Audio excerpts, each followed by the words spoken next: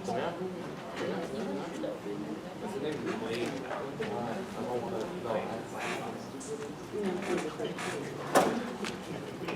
think it's this one. Brain.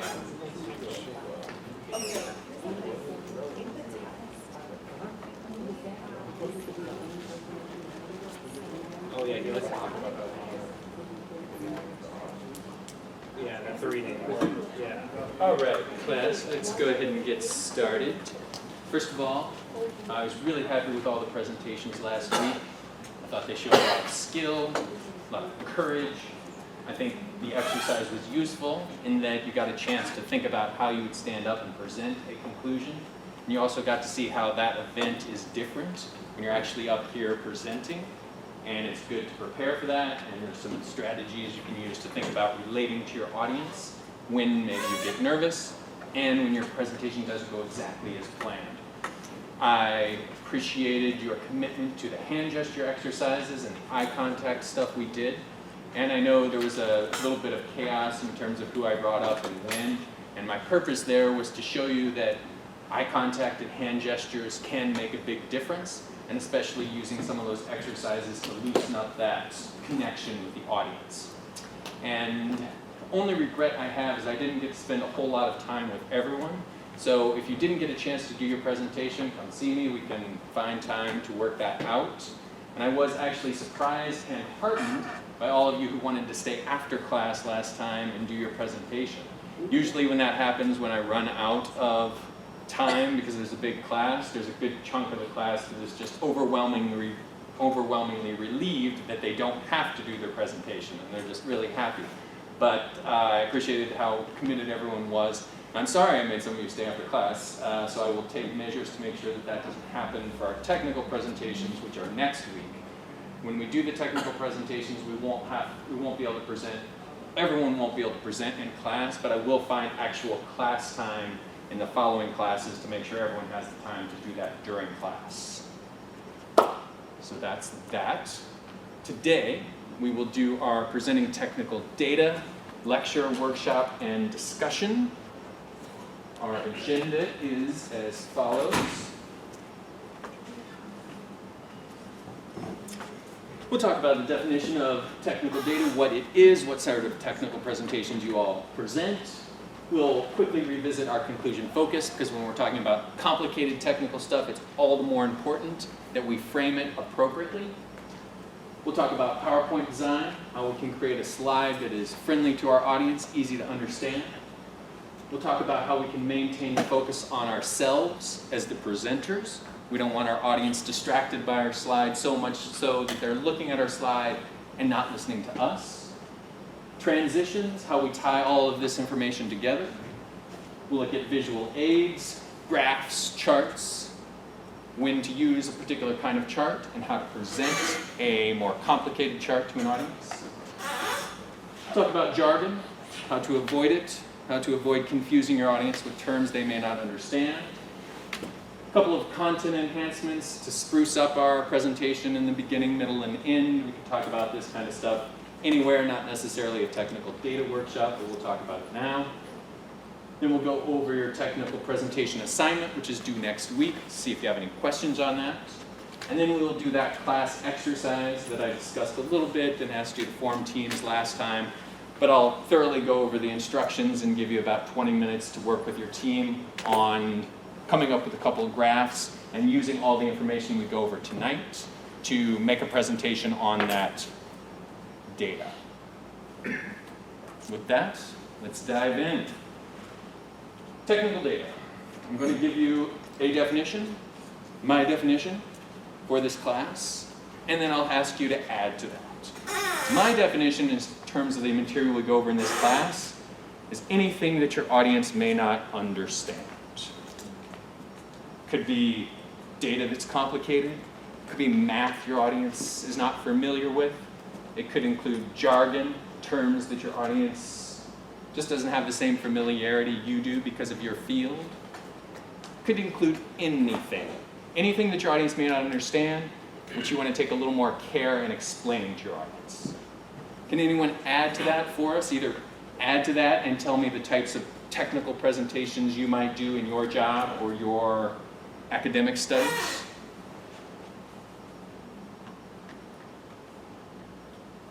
Matthew A. Yeah, what kind of technical presentations do you present? Like some kind of medical terminologies. Okay, yeah, that seems like it could be pretty technical. Medical terminologies could confuse your audience. And ultimately, I would suspect that the presentation you're making are understandable. You just have words you need to clarify for your audience. Christian? I actually gave a presentation today to a different group on how my group inputs trade data into our systems and how it affects their group. Okay, okay, how did it go? It went well. I mean, I kept it kind of simple for them instead of going into more complex fields so they can see basically what happens and why. Okay, fantastic, great example. Arpit? I have to present pharmaceutical data, so science, marketing, research, marketing insights from pharmaceutical companies in a whole specific disease state to a lot of my colleagues that are either in business or they have their MBA. They don't necessarily understand all the scientific strategies and scientific terms that go into understanding the details behind why we're picking something over the other. Excellent, all right, so you need to present these pharmaceutical terms so that your audience will understand. Who else? Who else has some examples of technical data for us? Michael, see, right? Yes. Investment strategy, Okay. and like historical data, past performance, benchmarks, things of that nature. And it's usually with clients that may or may not have investment experience. Okay, very good. So investment data. Now I imagine these are folks who are important to your business strategy, so you don't want to confuse them. And you want them to feel appreciated, so they have to understand what you're talking about. But it's easy to confuse them if you get too lost in the numbers. All right, great. Good examples, provided some framework as we go through this material. First thing I want to talk about with technical data is review our conclusion focus. Because as we are presenting more and more complicated things, we still need to remember the same concepts we studied with keeping your conclusion clear. We talked about this idea of your presentation including conclusions and premises. And I think with technical data, this is a double-edged sword in that when you're presenting a graph or you're presenting pharmaceutical terms, these are things which will help you clarify your conclusion. Because that's the reason you're presenting it. You're showing the audience a graph that's going to help prove your point. So it can make your presentation stronger that way. However, if you find yourself presenting something that's technical and complicated, and you realize that it's really not working to prove your point, it can be all the more frustrating for your audience. You just took me through that whole technical process, and yet you're saying something similar, or saying something different that's going to confuse me. So, even more so, like we talked about in our first class, if you're presenting something that is not a conclusion or not supporting that conclusion with a piece of evidence, like a premise, then think about eliminating it from your presentation. Same idea when we talked about conclusion presentations verbally and non-verbally. Just remember all those techniques. And it comes down to some simple things. The conclusion of this big mess of data is. The interpretation of this complicated graph is. The thing I want you to take away is. Those are verbal things to help your audience understand what you're taking from the data. And we use all the same nonverbal cues as well. And same thing with premises. Now, how we organize our presentation. Remember we talked about that attention retention graph? At the beginning of your presentation, your audience is focused on you. That's a critical attention opportunity. Now, when you're presenting something that may confuse your audience, you have two great things going for you at the beginning of your presentation. One, you have your audience's focus. All eyes are on you and you know that they're going to hear at least the first sentence that you say. Two, You know you haven't said anything that has confused them, because you haven't said anything. You've got a blank canvas for your audience. That's your opportunity to say, here is a little bit on the context, here's a little bit about the conclusions that you should look out for. Because it may get a little fishy later when your audience starts to drift off and you get into some more of the complicated language. The beginning is a critical opportunity which we can use. In the middle, again in this class, we favor a conclusion first approach most of the time because your audience is more focused on you at the beginning of your presentation, and it frames the conclusion as the important part of your presentation. At the end, again, recall that as our audience realizes we're coming to the end of our presentation, the attention and retention benefits increase, and that's a time to wrap things up. You might say something like, if you don't take anything else from this presentation, here are the important points you need to understand. Your audience will realize that they're at the end of your presentation. They'll realize that this is a part where they should be paying close attention. Use that opportunity. I'm going to move on now to PowerPoint design. How we can design a PowerPoint slide to make it easier for our audience to absorb the material. First thing I want to mention with PowerPoint design is bullet points. I'm going to recommend that you use concise, incomplete titles on your PowerPoint slide. Why would I suggest that? Arpit. Because if you're having a full sentence on the PowerPoint, then you're kind of just reading off of it. You're tempted to read off of it if it's longer, especially if it's a full sentence. Christian?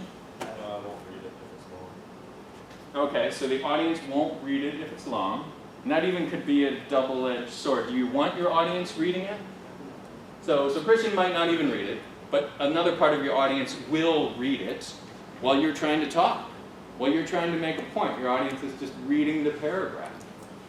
And it gets back to something we talked about in the last two classes. If you're reading your presentation word for word, or if everything your audience needs to know is written on the slide, then your audience doesn't need you. And they do need you. They should need you because you're the expert. You're the person who's going to tell them the important part of this material. You're the person that's going to bring it to life for them. So concise, incomplete titles. Mike. Do you want to give them just enough to just catch them? Just to catch them so you want to know more about it? Absolutely. Catch them so they want to know more about it and they look to you to bring that to them. I like a 5x3 rule, maximum 5 bullet points down, 3 words across. It's not a hard and fast rule. You're not going to go to jail if you violate it. But I think it's a great rule of thumb. If you find yourself in consistent violation of that rule, then you should have a good reason.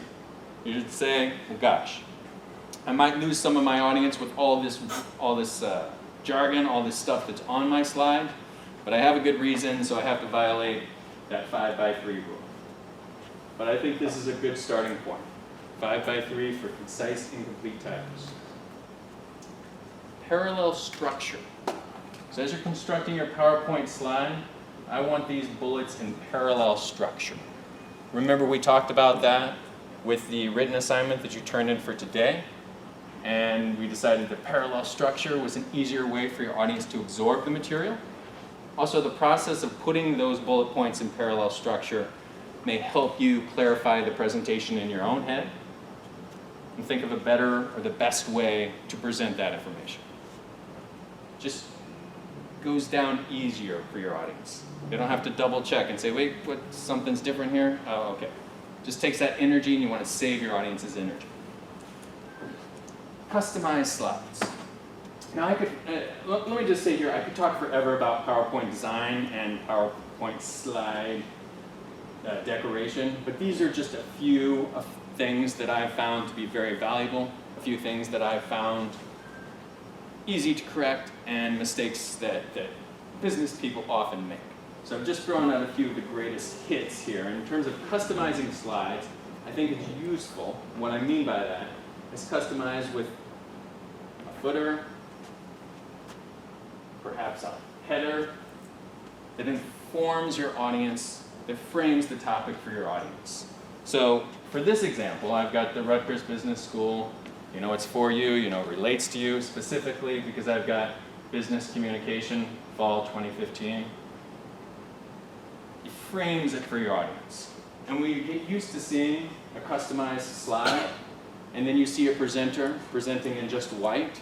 It's a little jarring. It's almost like you're lost. It's like, wait a minute. First of all, why didn't this person customize the slide and make it a little more professional? And second of all, I forgot what this person is presenting about, and I can't look down at the customized header footer for a point of reference. Topic in top line. So we're used to seeing a good customized slide with some sort of header, some sort of footer, and we're used to seeing the topic at the top line of the PowerPoint slide. This frames the information for us and then allows us to absorb whatever comes next in that context. Sometimes, because I focus so much on the conclusion in this class, I say conclusion, conclusion, conclusion is important, I'll find people that actually put a conclusion in the top line. And it just throws your audience off because they're not used to absorbing information that way. Matthew? Sorry, I don't back. Yeah. Slides. Yeah.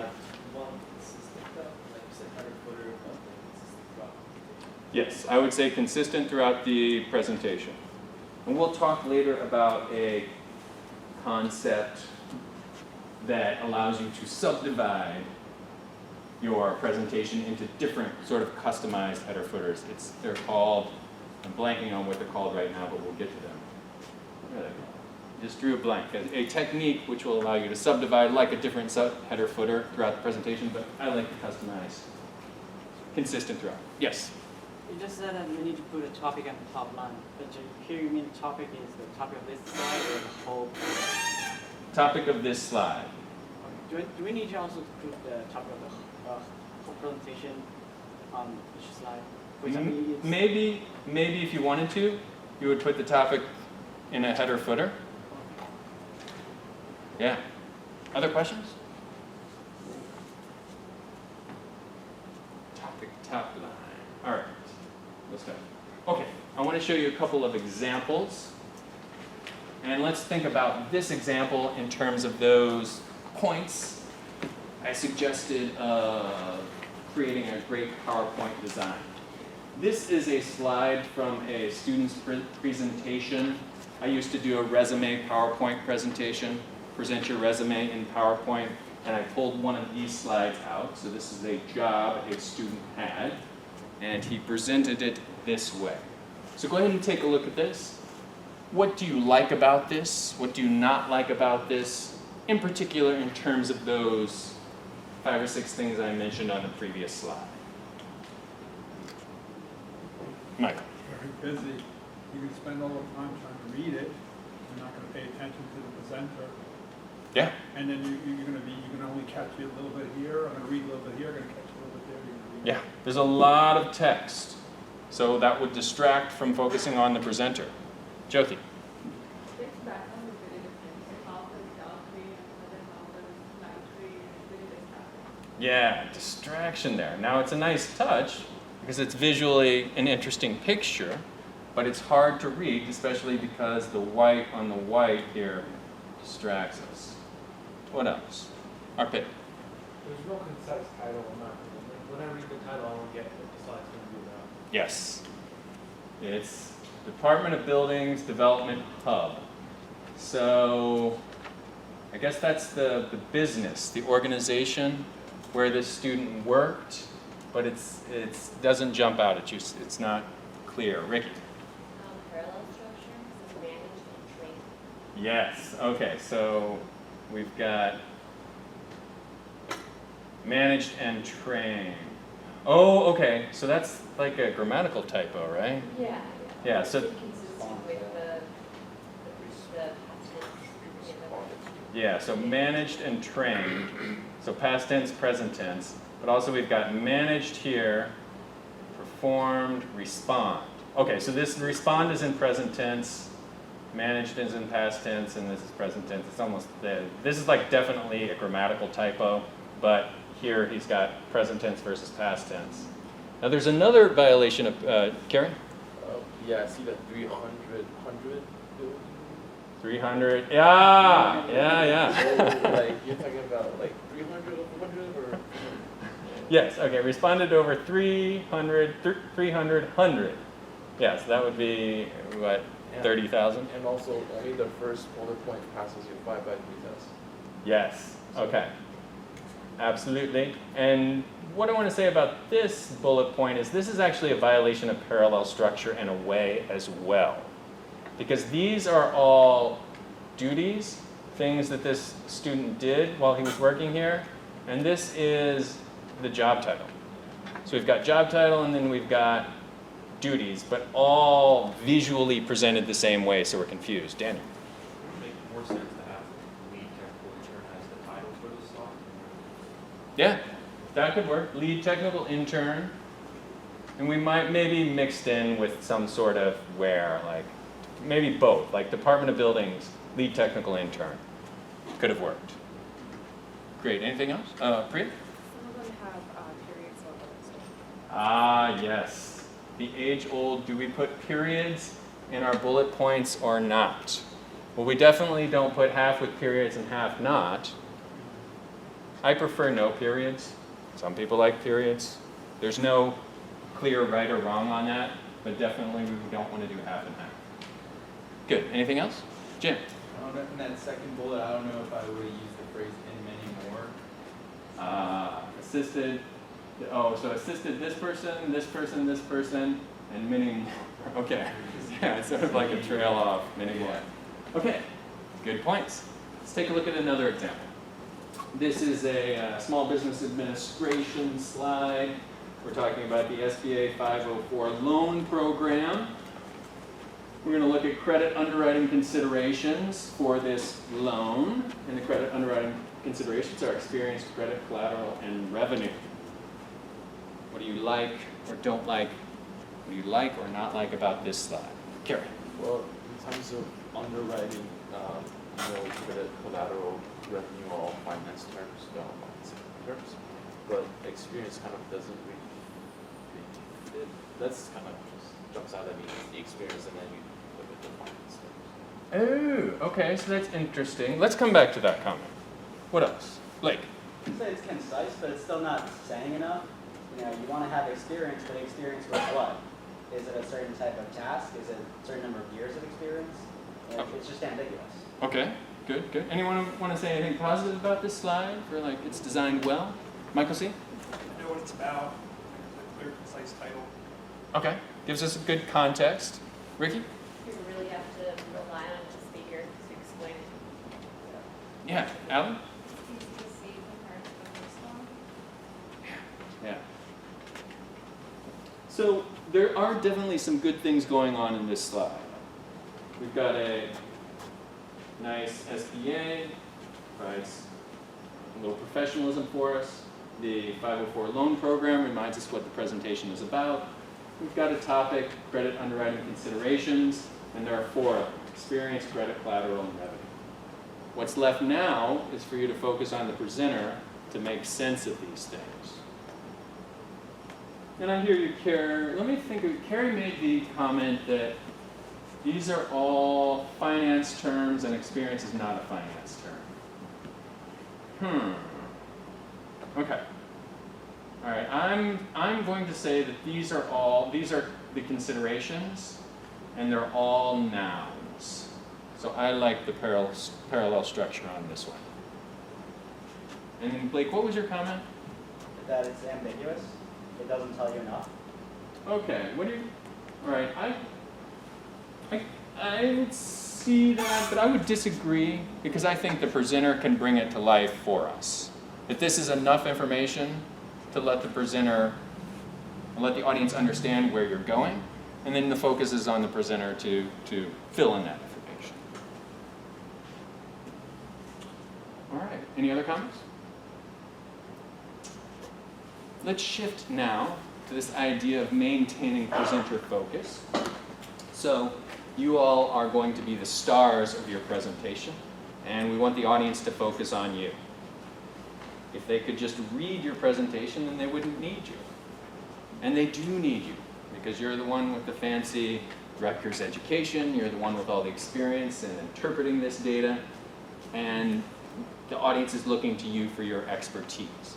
And you don't want any confusion going on as you're presenting with your PowerPoint slides. In particular, you don't want to compete with your slides. You don't want your audience trying to decide whether they should look at you or look at your slides. You want them always focused on you, and then you can guide them to your slides as necessary. A couple of ways to do that. Talk to the audience. Face the audience. You don't want to be looking at your slides the whole time. It's weird because your back's to the audience. Your audience might be looking at their cell phones, not paying attention. You can't captivate them with eye contact. And also, by looking at your slide the whole time, you're telling your audience that the important thing is up here. So you lose the ability to connect, and two, you're pushing the importance to your slide, and you want to keep the importance on yourself. 3M has a technique they developed, which is called touch, turn, talk. The idea with this is that you do all three of these things separately. The touch is clicking to the next slide. The turn is looking to your slide and seeing what's on it. And the talk is talking to your audience. And in using this technique, you would again want to do all three of these things separately. You don't want to click to the next slide and start talking as you're turning and then back and forth to your audience. So you might do it like this. I just went over the talk to your audience point. I'm not sure what's next, so I'm going to touch my clicker, click to the next slide. Remind myself what the next slide is, and then I'm going to start talking. And then I'm going to resist the urge to turn back until I've clicked to the next bullet point, because I don't need to. I've already seen what's on the slide. Often, when I see a presenter looking back and forth between the slide and the audience, I will suggest that they use this technique. Touch, turn, talk. Do all three of those things, but do them separately. Blank screen. Very powerful technique. Oh, Priya. Question about the Priya. I feel like if you do that every time you make a point, wouldn't that sort of drag your presentation? Okay, would it go too slow? I would say it would not be as bad as you might think, because your audience needs those pauses to absorb the material. Often people present too fast. That's a more common problem than the presentation going too slow, in my opinion. Yeah. And you can find ways. You don't have to do it all the time. I would just use it, especially if you find yourself head going back and forth. Blank screen. So you're making a presentation, using your PowerPoint, and all of a sudden you make the screen go blank. So what's your audience going to do now? They're going to look at you. Yeah, they're going to think the power went out, maybe. Hopefully not. Like, oh, something's wrong. They're going to look at you. It's an extremely powerful technique. Now I'm getting to the important point, and I want you to listen to me because I'm going to explain it to you. I'm going to walk you through. Blank screen. Extremely effective technique for gaining your audience's attention. Stand to the left. So to the left of your screen, from the audience's point of view, as you walk your audience through various points. Why would I suggest this? How is this helpful for your audience in focusing on you and absorbing the information? Rebecca? Because we're going to be reading left to right.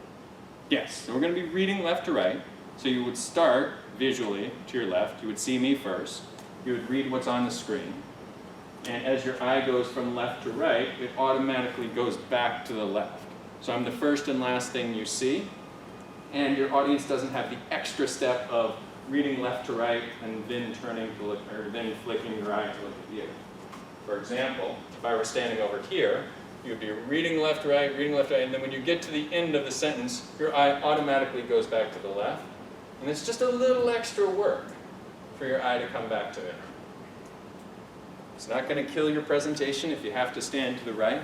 These are just things that make it easier on your audience and help keep the focus on you.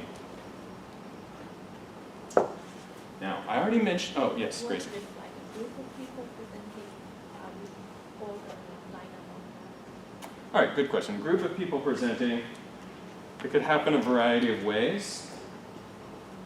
You might have the presenter stand here. You might have the people waiting to present sitting in front. I find that to be effective.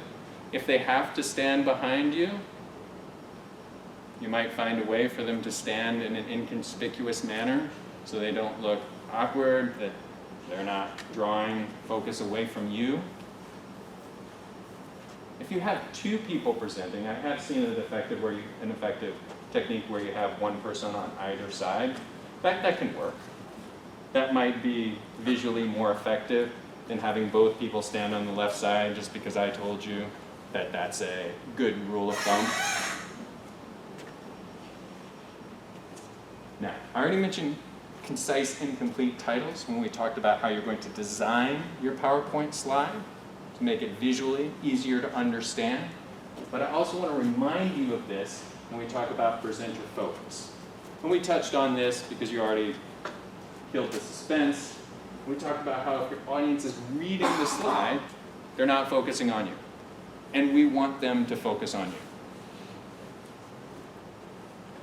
Entrance effects.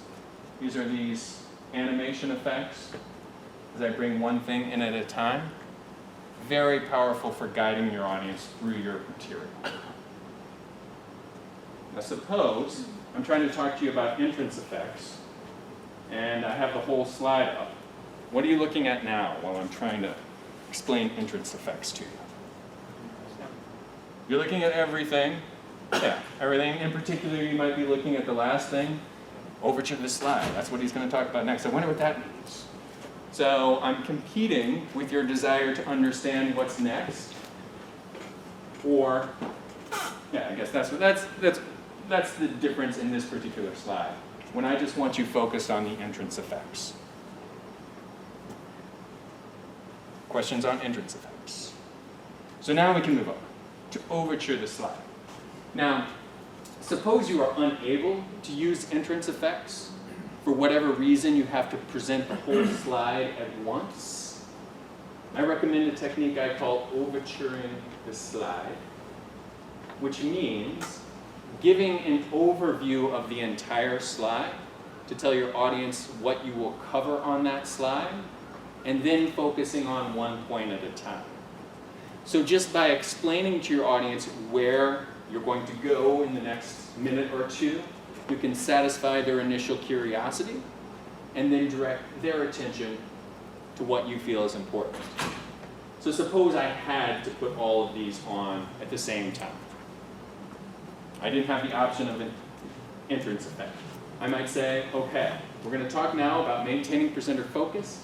First, we're going to talk about talking to the audience, then I'll show you a 3M technique, then I'll show you a blank screen technique, then I'll talk about the psychology of standing to the left. We'll remind ourselves incomplete slides. We'll go over entrance effects, and lastly, I will talk about overturing the slide. We'll get to that, I promise. Now, let me draw your attention back to the top, talk to the audience.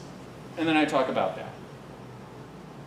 Often, in fact, pretty much most of the time, your audience will scan the entire slide.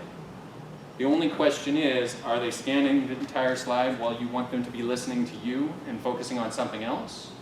Or are they scanning the entire slide with you as you're presenting it to them? So I suggest you keep this technique in your back pocket so you can say, all right, I know you're curious about all this stuff. Let me give you a quick overview and then draw your attention where I want you to focus. Any questions? Entrance effects. I know PowerPoint has lots of different kind of animations. Would you recommend using the same one consistently? Yes, I would. You don't want the entrance effects to be anything that's going to be distracting. You don't want to use those fancy twirl ones unless that's part of your presentation theme. Just something that allows you to, to bring your audience's focus where you want it to be. You don't want your entrance effects to steal the show. Professor, just to make sure my mind went a little blank. So when you do the overture of the slide, you would say, you would tell them, well, today I just want to let you know we're going to cover the talk to the audience, touch, talk, turn. And then you're going to say, and lastly, we're going to do the overture. And then you're going to say, but first, let me draw your attention to the talk to audience. And then you're going to talk about it. Yes. That's how you do it, right? Yes. Okay. Yes.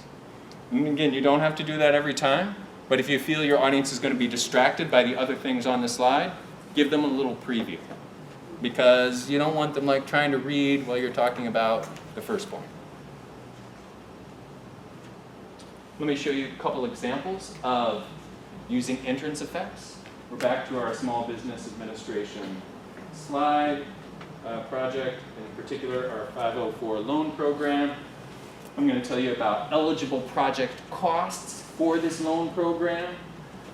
I'm going to tell you about real estate as one of those costs. There are various things on real estate. I'm going to tell you about the machinery that is eligible for this for the loan, the minimum 10-year life, and the printing press stuff. I'm going to tell you about how the soft costs are also eligible for loans, including the appraisal and the title, and of course the refinancing. This refinancing program and the temporary refinancing program. So that's an example of some entrance effects. In this case, I brought chunks in one at a time. How do you like that version of the entrance effect? I think it's great because, although there is a lot of information on this slide, but once you just let them be shown once at a time, so it is easy for the audience to focus on each point that you're presenting. So Okay, great. So I'm allowing my audience to focus on little points, which is good. Definitely better than bringing all this in at once. Matthew A? I thought I could do it on one point at that point. I think that just for bolded titles, subtitles would not. Okay, just these four? Okay. And explain them verbally. Fair enough, fair enough. I might even say we could bring them in one at a time, including the titles and the points before it. We could say, here's real estate, and within real estate I want to talk about the existing buildings and the additional major renovations that you can get a loan for. And then I'm going to bring in machinery and equipment and tell you about the two things under that. And as I bring in the main titles here, I get a minute to talk about them before you're distracted by the things underneath. Same thing with refinancing.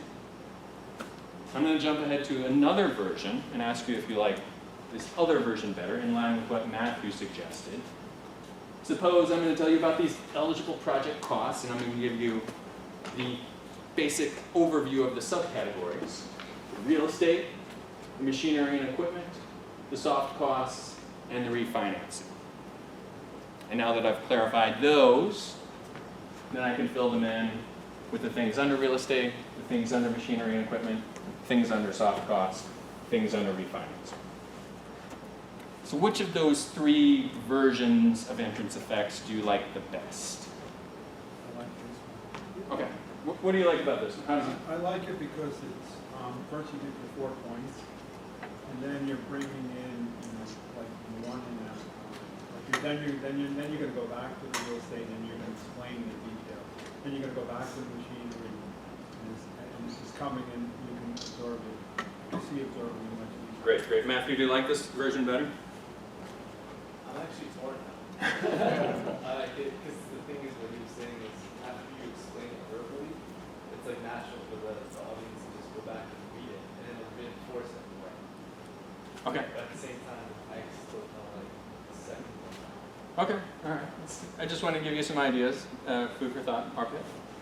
I guess I would like this one the best because when you have the 4 bullet points that appear at first, and then you go through each bullet point, it's the audience knows what's coming up next. So you're not jumping from one subject to another subject to another subject. And and they kind of see your transition coming.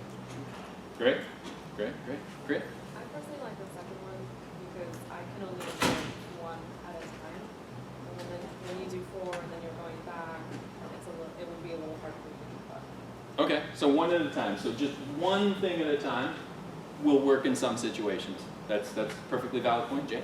I feel it depends on what you're trying to convey to your audience. So if you're trying to get like a 200,000 feet view of everything and then show the titles and then you're going to bring it in to each one, this one works really well. But if you just want to focus on real estate first, then slide number 2 worked really well for me. It's where like you go, okay, I'm going to talk to you about real estate, and these are the real estate, then machinery. So it depends on what you want to convey to your audience. Okay, absolutely. Depends on your message. Then how about combine the second one and third one together? For example, let's just go through all the points of real estate and 2 and 3 and 4. And then another new slide. And Okay, you mean like instead of bringing these in 2 at a time, bring them in 1 at a time?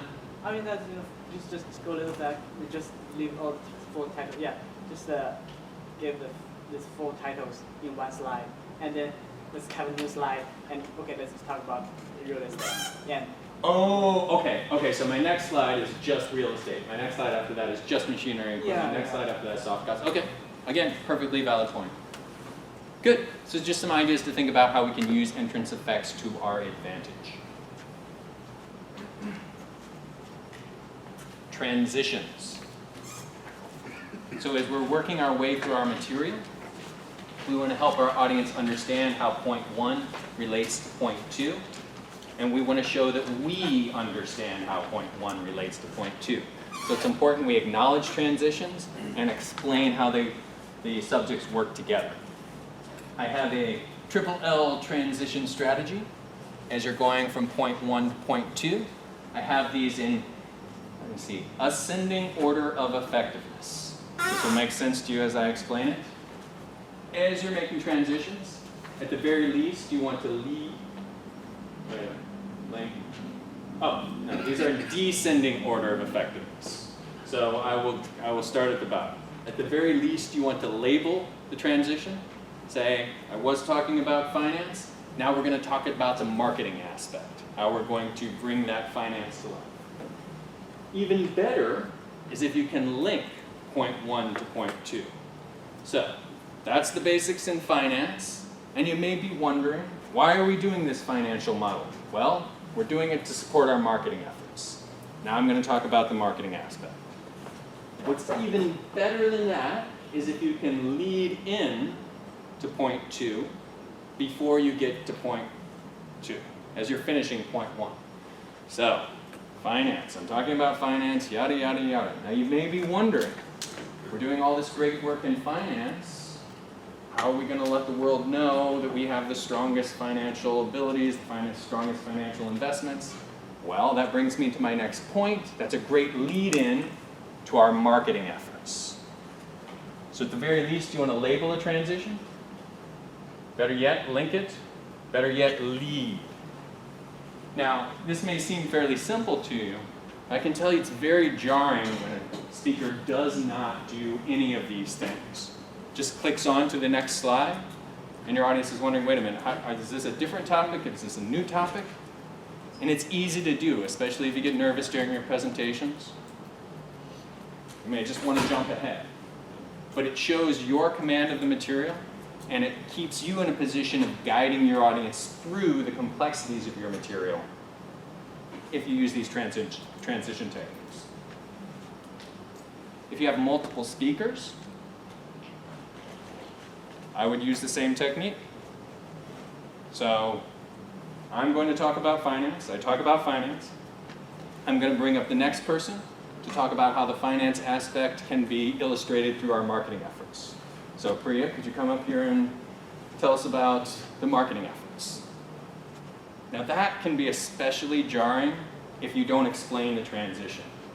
And I've seen some of those, and I actually heard some scary stories about how that transition went.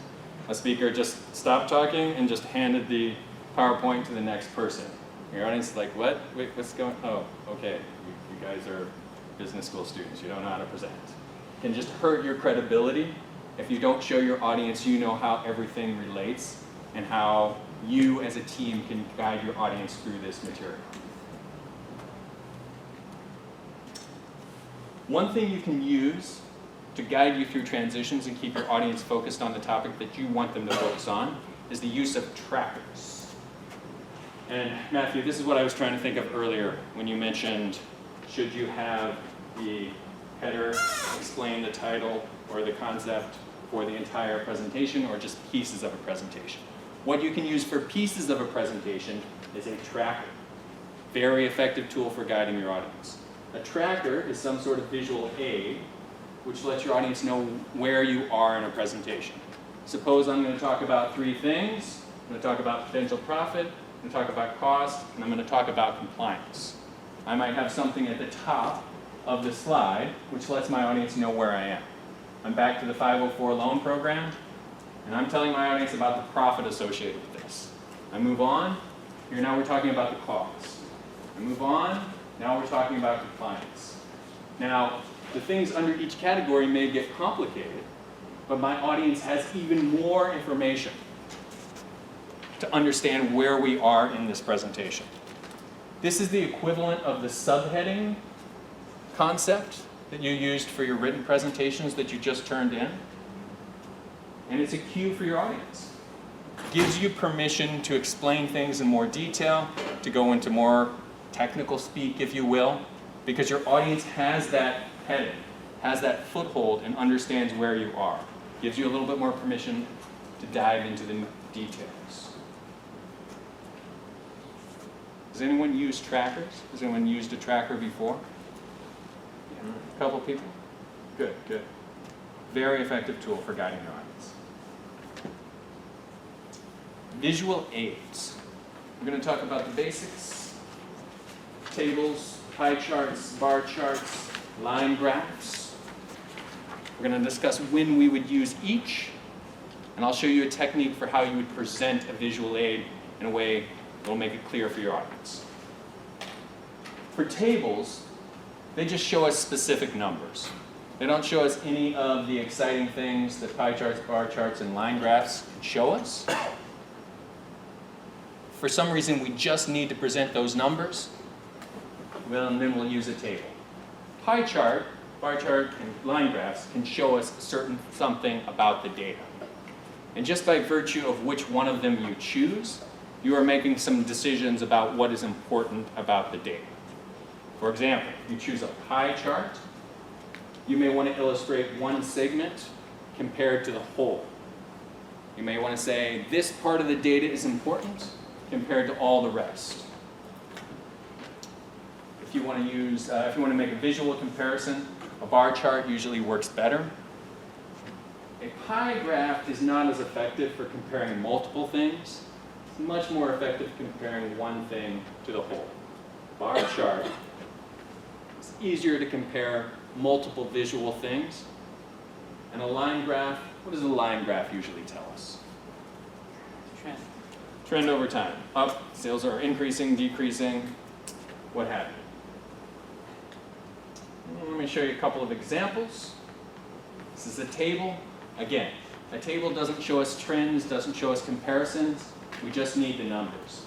And if we were to look closely at this table, which shows us U.S. trade with the BRIC countries from 2001 to 2010, we might see some trends, we might see some size comparisons, but for whatever reason, we just need the numbers. One thing you can do to make tables a little more exciting is put the headings in bold or a different type of color, and put the row headings in bold as well. And you see how this table alternates with the bolder blue and the lighter blue? Something just to make it a little easier for your audience to read and understand. Let's take a look at a different type of visual aid. Let's think about what conclusion we're drawing by choosing this particular visual aid. So this is sales, first quarter, second quarter, third quarter, fourth quarter. What is the main point here? What am I illustrating by using this graph?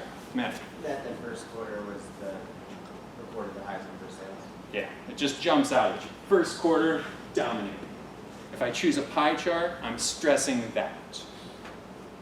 Now there's a couple other stories, important nuances in this data, which you could illustrate if you want. What else do you see when you look closely, Blake? Each quarter sales drop. All right, we've got a declining sales figure over time. If I wanted to tell that story, which visual aid might I use? Line. A line graph would probably show that the best. If I wanted to show a decline from first quarter through fourth quarter. Is there another story here that you see? Rebecca?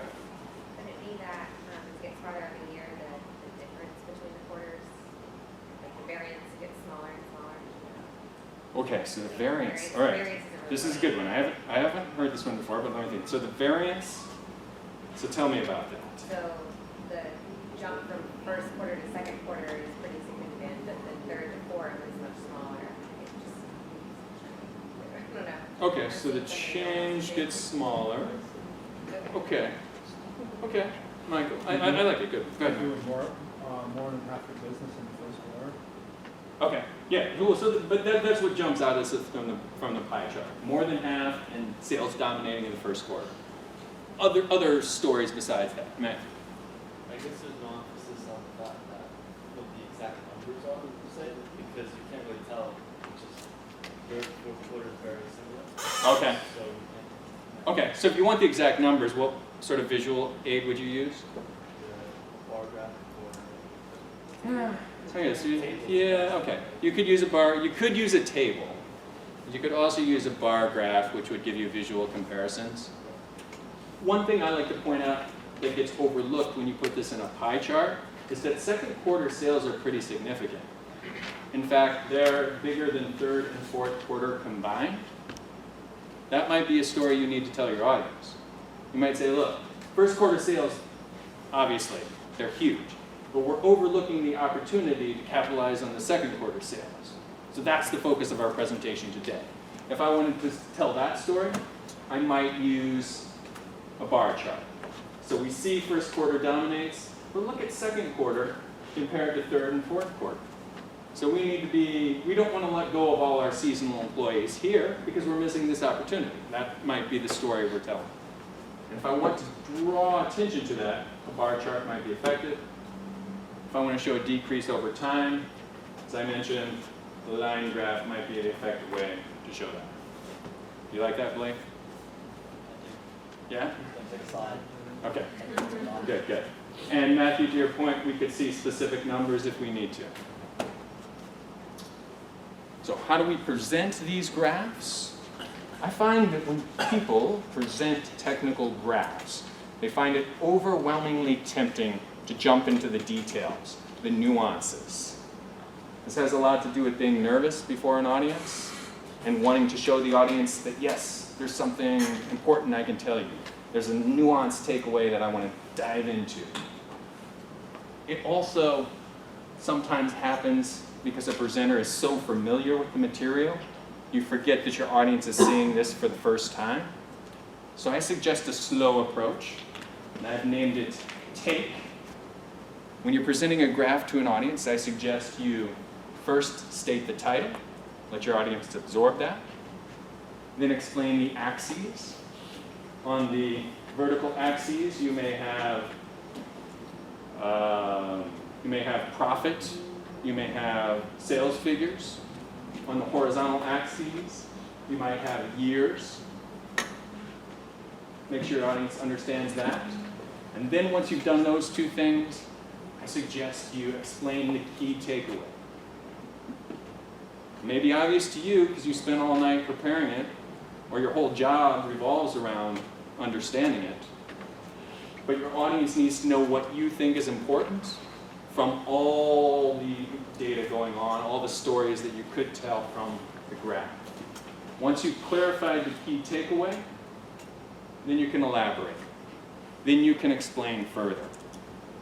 But if you jump straight to the elaboration, your audience is going to be confused with, well, what's the key point? What's the key takeaway? These two are often overlooked as well. You think it's obvious if you just state the title or just explain the axes. but your audience will often need a minute to understand. And when you give them that minute to understand, you prepare them for your key takeaway.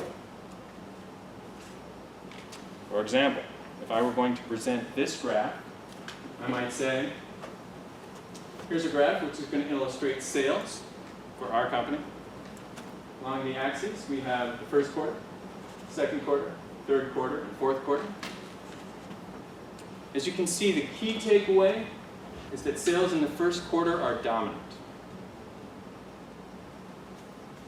What's also important, what I will talk about after I talk about the dominant first quarter sales, are the decreasing trend over the quarter. And I'll also mention how the significant portion of our sales is in the second quarter and how we can take advantage of it. What do you think? Do you like the take technique? Yes. The take technique helps smart people bring the information to their audience very effectively. Rebecca? Could you put the key takeaway as a header, or? You could. Like giving You could. You could. That would technically be a violation of the rule of thumb. Put topic in the top line, but it is sometimes appropriate. It's just a rule of thumb. Blake? The presenter could also show what they know about the topic based on the title and axes that they choose. Yes. Yes. So the title could be the conclusion. The title could be, let's put this in the context, and the context I choose is based on my understanding of this information. Good point. I love the take technique. I developed it when I was working with a bunch of energy analysts at this organization in DC. Just all this complicated energy information about how people were potentially manipulating the market based on very complicated financial nuances. Okay, you're just diving into those details so soon. And I know I don't understand a lot. I know I'm not the smartest guy here, but I just cannot follow it. So can you please give me the title, the axis, and then give me the key takeaway, and then elaborate further.